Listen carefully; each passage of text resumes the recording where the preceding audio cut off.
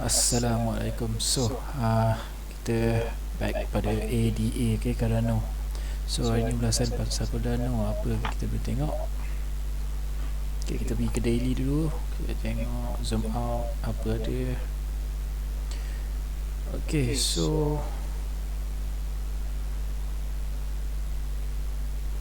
untuk Cardano okay, kita tengok dia dah pun reach ETH sebelum ni okay.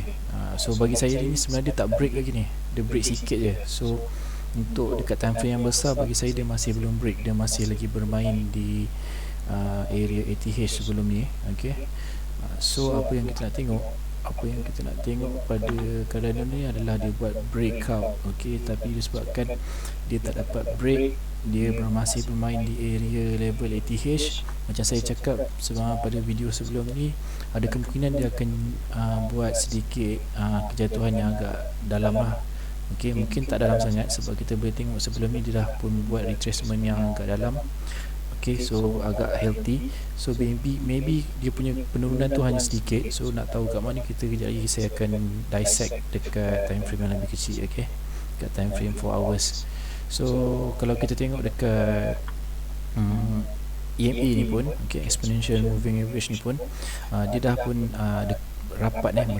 mula rapat pada ni, kemudian dia bounce balik, okay. So kalau siapa yang guna guna indikator macam ni, selalunya dia orang akan tengok pada macam tu lah. Bila every time dia rapat ataupun dia touch, dia akan bounce, okay. Dia touch, dia bounce, and then bila dia go below, dia break below, then maksudnya dia akan buat bearish, okay. Dia akan pergi teruskan ke bawah lah, penurunan lah, okay. Nampak pergi sini, dia naik, dia tak berjaya tembus, and then dia bounce balik ke bawah. So macam ni kita tengok dia dah mula rapat, and then dia bounce balik ke atas. So ada kemungkinan area sini area sini di mana EMA ni akan bertemu dengan candlestick yang akan datang. Ada kemungkinan, okay. So kita tengok pada time frame 4 hours,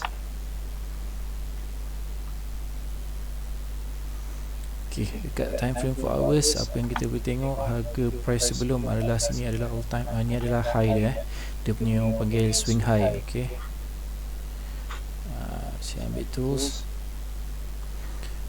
okay. So kita boleh expect, dah keluar dah semua, okay. So kita boleh expect harga dia akan retrace pada 2.25, okay, 2.25, okay. Macam sebelum ni saya cakap, dia mungkin akan retrace pada around here kan, okay, around this price, okay. Sebab itu kalau dia break dengan impulsif candlestick, okay. Tapi kita tengok dekat sini, dia punya kenaikan tu tak berapa impulsif, okay. The break tu tak berapa impulsif, dia tak adalah break pun sebenarnya, dia masih bermain dalam level yang sama. Kalau kita tengok dekat all time high sebelum ni, dia masih lagi berada di area all time high ni, dia belum break sangat pun, dia break sikit je, okay. So ada kemungkinan dia akan retrace balik ke dalam, sebab dia tak impulsif, okay. Dan kita tengok, kalau saya zoom out lagi, kita boleh tengok dia mula buat lower high, okay. Lower high ni, high yang paling tinggi, all time high, and then lower high, okay. So dia tidak menunjukkan kekuatan. Sepatutnya kalau dia nak break this level, dia perlu at least sama level ataupun dia break sedikit, okay. So itu menunjukkan kekuatan. Tapi ini dia membuat penurunan ke dia buat lower low, okay. And dia punya candlestick pun tak impulsif sangat, okay. Dia kecil-kecil je, dia tak macam ni, okay. So dia tak berapa impulsif, okay. Itu menunjukkan yang weakness lah, menunjukkan weakness dalam market. So ada kemungkinan dia boleh sampai ke swing high sebelum ni, okay. This one, right here, pada 2.25, okay, 2.25 untuk Cardano, ada kemungkinan, okay. So apa-apa pun kita perlu tengok, kalau dia break this one, okay, dekat 2.4, kalau dia berjaya break ke bawah 2.4, then dia akan retrace ke 2.25, okay. So 2.4 adalah level yang kita perlu tengok. Kalau dia break ke bawah lebih daripada 2.4, dia akan teruskan ke 2.25, okay. So itu level-level yang kita kena tengok, okay. So kalau dia break around 2.4. Okay, around 2.4.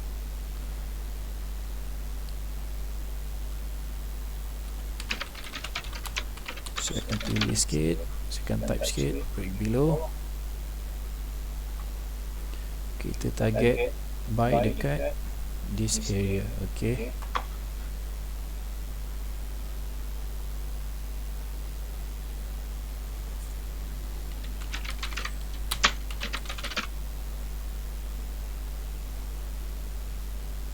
okay, so ini kita tengok, kena tengok. Okay, kalau dia break below 2.25, kita punya target. Okay, 2.25 kita punya target.